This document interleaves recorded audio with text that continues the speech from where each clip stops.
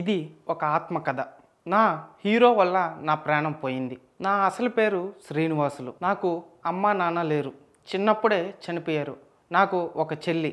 నేను పెరిగిందల్లా మా అమ్మమ్మ మామయ్య దగ్గరే. నేను కాటమరాయుడు అనే ఫ్లాప్ సినిమాకి మా చుట్టుపక్కల అన్న వాళ్ళతో వెళ్ళాను. ఈరోజు అనిపిస్తుంది ఆ సినిమాకి ఆ రోజు వెళ్ళకపోతే బాగుండేదని. ఆ కులానికి సంబంధించిన కొంతమంది అన్నవాళ్ళు ఇతనే మన హీరో, ఇతనే మా నాయకుడు అని నా మీద రుద్దడం జరిగింది. అప్పుడు నేను ఆయనకి ఫ్యాన్ అవ్వాల్సి వచ్చింది. అప్పుడు నుంచి నా పేరు రాయుడుగా మార్చుకున్నాను. నా బంధువులు, మా ఊర్లో వాళ్ళు, మా అన్న వాళ్ళు, వైసీపీ టీడీపీ నాయకులు అందరూ నాకు చెప్పారు, రే వాడి మాటలు నమ్మద్దు, వాడు చెప్పేది అన్నీ మాయ మాటలే, వాడి మాటలు నమ్మితే నువ్వు మోసపోతావు. వాళ్ళ అన్న కూడా ఇదే చెప్పి రాజకీయాల్లోకి వచ్చాడు, మనలాంటి వాళ్ళ జీవితాలతో ఆడుకుంటారని మా బంధువులు అన్నవాళ్ళు అందరూ చెప్పారు. అయినా ఆ రోజు నేను పట్టించుకోలేదు. ఎంత చెప్పినా వినలేదు. మా పవన్ కళ్యాణ్ మాయ మాటలకి పడిపోయాను. పవన్ కళ్యాణే నా లీడర్, జనసేనే నా పార్టీ అని డిసైడ్ అయిపోయాను.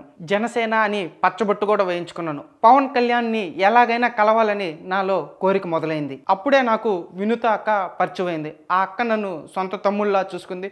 నేను ఆ అక్కని సొంత అక్కలాగా చూసుకున్నాను. మా ఇద్దరు బంధం ఎవ్వరూ విడదీయలేనంతగా మారింది. నేను మా అక్కకి డ్రైవర్గా పనిచేసేవాడిని. ఒక్క డ్రైవర్గానే కాదు, అన్ని పనులు నేనే చేసేవాడిని. ఒక ఎడిటర్గా, ఒక కెమెరామ్యాన్గా, ఒక సోషల్ మీడియా ఇన్ఛార్జ్గా. అంతెందుకు మా అక్కకి అన్ని వండి పెట్టేది కూడా నేనే. నేను ఏ డబ్బు కోసం పని చేయలేదు. నా కళ్ళ ముందు ఒకటే కనిపించేది, మా పార్టీ జనసేన పార్టీ పవన్ కళ్యాణ్ ఎలాగైనా కలవాలనే నాకు ఎప్పుడు ఉండేది. దానికోసం గొడ్డులాగా పనిచేశాను. కానీ ఒకరోజు నేను అనుకున్న కళ నెరవేరింది. నా ఫేవరెట్ హీరో పవన్ కళ్యాణ్, చిరంజీవి, నాగబాబుతో కలిసి ఫోటో దిగాను. ఇది చాలరా నా జీవితానికని ఎంతో సంతోషపడ్డాను. ఆ రోజు నుంచి ఇంకా గొడ్డులాగా పార్టీ కోసం కష్టపడ్డాను. అప్పుడప్పుడే నాకు అన్నీ అర్థం అవుతున్నాయి. వైసీపీ ఏంటి, టీడీపీ ఏంటి, జనసేన ఏంటని, అసలు పార్టీ అంటే ఏంటి, అసలు రాజకీయం అంటే ఏంటని. ఇంతలో నా హీరో రాజకీయాల కోసం ఎదగడం కోసం పొత్తు పెట్టుకున్నాడు. నా హీరో ఇంత పిరుకోడా అనుకున్నాను.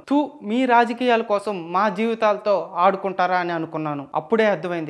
ఆ రోజు మా మామ చెప్పిన మాటలుంటే నాకు ఈరోజు ఈ పరిస్థితి వచ్చిండేది కాదని. మా చెల్లి, మా అమ్మమ్మ, మా మామతో సంతోషంగా ఉండేవాడినని. మీరు నాలాగా మా అభిమాని హీరో అని నమ్ముకుంటే రేపు నాలాగా కూడా మీ ప్రాణం కూడా పోవచ్చు. నేను చచ్చిపోయాను సరే, పార్టీ కోసం ఇన్ని రోజులు కష్టపడ్డాను. కనీసం నువ్వు నా పాడి మోయడానికి కూడా రాలేదు. మా కుటుంబానికైనా కనీసం ఆర్థిక సాయం చేయి పవన్ కళ్యాణ్, నీ పార్టీ కోసం పనిచేసినందుకు. అమ్మమ్మ, చెల్లి, మామ నన్ను క్షమించండి. మీ మాటలు వినలేదు కాబట్టే నాకు ఈరోజు ఈ పరిస్థితి వచ్చింది. ఇక సెలవు. మ్యాటర్ ఏంటంటే, రాయుడు అనేవాడు పవన్ కళ్యాణ్కి die hard fan. Janasena Kalahasti in charge Kota Vinutha, ఆమె దగ్గర రాయుడు అనేవాడు డ్రైవర్గా పనిచేసేవాడు. కోటా వినూతకి ఈసారి ఎమ్మెల్యే టికెట్ కన్ఫర్మ్ అని తెలిసింది. పిచ్చగా డబ్బులు ఖర్చు పెట్టింది. అప్పు తెచ్చి మరీ డబ్బులు ఖర్చు పెట్టింది. ఇంతలో మా బొజ్జల సుధీర్ రెడ్డికి టికెట్ రాదని కొంతమంది చెప్తుండగా మా బొజ్జల సుధీర్ రెడ్డికి ఏం చేయాలో అర్థం కాల. ఎలాగైనా కోటా వినూతని ఏదో ఒకటి చేసి టికెట్ క్యాన్సిల్ చేయించి తనకి ఎమ్మెల్యే టికెట్ ఇప్పించుకోవాలని మా బొజ్జల సుధీర్ రెడ్డి ప్లాన్ వేశాడు. ఈ బొజ్జల సుధీర్ రెడ్డి నాయకుడు ఎవడు? The great Chandrababu Naidu. అతని నెక్క తెలివితేటలు ఎక్కడికి పోతాయి? ఒక పక్క స్కెచ్ వేశాడు. పాపం వినూత దగ్గర డ్రైవర్గా ఉండేవాడికి ఆశ చూపించాడు. పవన్ కళ్యాణ్ ఎంత పెంట పని చేసినా మా నాయకుడు చేసిందే మంచే అనుకునే వాళ్ళు ఈ జన సైనికులు.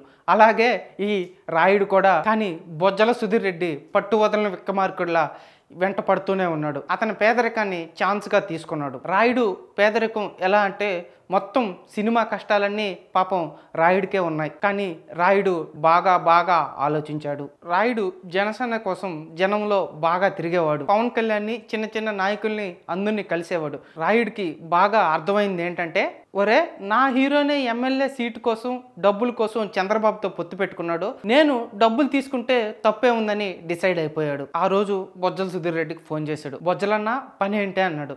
నువ్వు ముందు ఇంటికి రారా, తర్వాత మాట్లాడుకుందాం అన్నాడు. రాయుడు పక్క రోజు ఇంటికి వెళ్ళాడు. రాయుడు వెళ్ళంగానే రాయుడు చేతిలో డబ్బులు పెట్టాడు. అన్న ముందు పని ఏంటో చెప్పు, తర్వాత తీసుకుంటాను డబ్బులు అన్నాడు. కానీ బొజ్జల సుధీర్ రెడ్డి తెలివితో ముందు డబ్బులు తీసుకోరా, పని నేను మళ్ళీ చెప్తానని రాయుడు డబ్బులు తీసుకునేది సీక్రెట్గా ఒక కెమెరాలో రికార్డ్ చేసుకున్నాడు. కొన్ని రోజుల తర్వాత బొజ్జల సుధీర్ రెడ్డి రాయుడికి ఫోన్ చేశాడు. రాయుడు ఇంటికి రారా అని. రాయుడు బొజ్జల సుధీర్ రెడ్డి ఇంటికి వెళ్ళాడు. అన్న పనేంటి అన్నాడు. ఏమీ లేదురా, సింపుల్, బెడ్రూమ్లో కెమెరాలు పెట్టి రికార్డ్ చేయాలన్నాడు బొజ్జల సుధీర్ రెడ్డి. అన్న తను నాకు సొంత అక్క లాంటిది, ఈ పని నేను చేయనని వెంటనే లేచి వెళ్ళిపోయాడు రాయుడు. పక్క రోజు వచ్చి అన్న ఇదిగో నీ దగ్గర తీసుకున్న డబ్బులని బొజ్జల సుధీర్ రెడ్డికి తిరిగి ఇచ్చేసాడు. ఒరే రాయుడు, నువ్వు నా దగ్గర తీసుకున్న డబ్బులు అన్నీ కెమెరాలో రికార్డ్ చేస్తున్నాయి, ఇదిగోరా వీడియోస్ అని రాయుడికి చూపించాడు. నువ్వు నేను చెప్పిన పని చేయకపోతే ఈ వీడియోస్ జనసేన పార్టీ వాళ్ళకి ఇస్తాను అని బొజ్జల సుధీర్ రెడ్డి రాయుడిని బ్లాక్మెయిల్ చేశాడు. ఒరే బొజ్జల, నీకు బొజ్జ పెరిగింది కానీ బుర్ర పెరగలేదు. ఎమ్మెల్యే టికెట్ కోసం అమ్మాయిలు బెడ్రూమ్లో కెమెరాలు పెట్టిస్తావా? ఆ వీడియోలు తీసి చూపించి ఆ అమ్మాయికి టికెట్ రానికుండా చేస్తావా?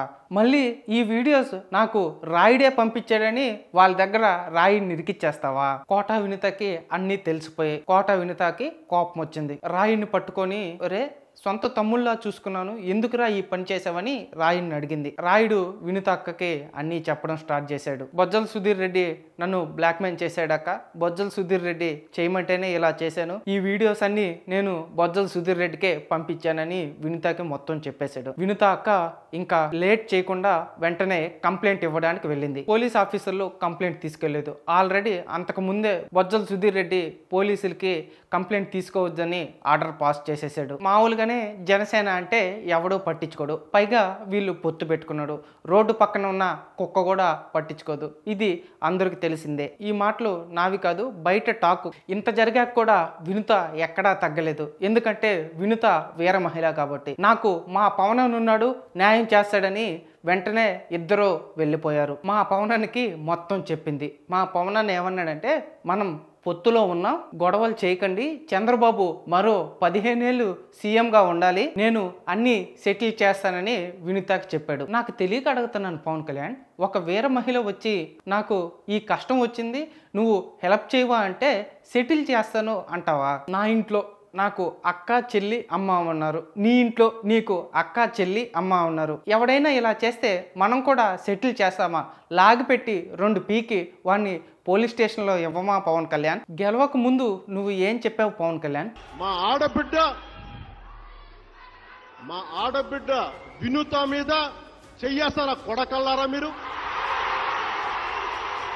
నా ఆడబిడ్డ వినుత మీద చెయ్యేస్తారా కొడకల్లారా అంటూ ఇప్పుడు రే బొజ్జల, నువ్వు నా చెల్లిని దూషించావు, నిన్ను క్షమించను అని ఎందుకు అనలేదు పవన్ కళ్యాణ్? మా కోటక్కకి అన్నీ అర్థమైపోయాయి. మా పవన్ కళ్యాణ్కి ఎంత పవర్ ఇచ్చినా ఆయన పీకేదేం లేదని వచ్చేసింది. ఈ పవన్ కళ్యాణ్తో పెట్టుకుంటే ఏం కాదని వినుత తన పని తను స్టార్ట్ చేసేసింది. సొంత తమ్ముళ్ళలా చూసుకున్నాను, నువ్వే నాకు ఇంత అన్యాయం చేస్తావని 2 దెబ్బలు కొట్టి భయపెట్టి వదిలేద్దాం అనుకుంది. అయితే పోలీసులకి బాడీ చిక్కితే తన మెడ మీద గాయాలు ఉన్నాయి. మెడ మీద గాయాలు ఎందుకున్నాయని ఇన్వెస్టిగేషన్ చేస్తున్నారు. కానీ ఇప్పుడు దాకా వచ్చిన ఇన్ఫర్మేషన్ ఏంటంటే, వీళ్ళు టార్చర్ చేసిన రూమ్ లో ఒక ఐరన్ చైన్ ఉంది. ఇతను ఉరేసుకున్నాడా లేదా వాళ్ళు ఉరేసి చంపారో ఇన్వెస్టిగేషన్ లో తెలియాల్సింది. కానీ ఇక్కడ ట్విస్ట్ ఏంటంటే, ఆ చెన్నై పోలీసులకి అక్కడ బాడీ ఉందని ఇన్ఫర్మేషన్ ఇచ్చింది కూడా ఈ బొజ్జలే.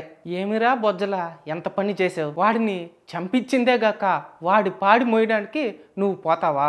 మీ వీరయ్య చౌదరిని మీ తెలుగుదేశం వాళ్ళే చంపి పైగా ఏమీ తెలియనట్టు శుద్ధ పూసలాగా వచ్చి చంద్రబాబు పాడి మోసిపోయాడు. నేరస్తుల్ని కఠినంగా శిక్షిస్తానని డూప్ మాటలు చెప్పిపోయాడు. నువ్వు కూడా రాయుడు పాడి మోసేసి నేనేం చేయలేదు, నేను శుద్ధపూసనని చెప్పుకుందాం అనుకుంటున్నావా? మా అన్నగారు పెట్టిన పార్టీని పరువు తీస్తున్నారు కదరా చంద్రబాబు మీరు కలుసుకొని.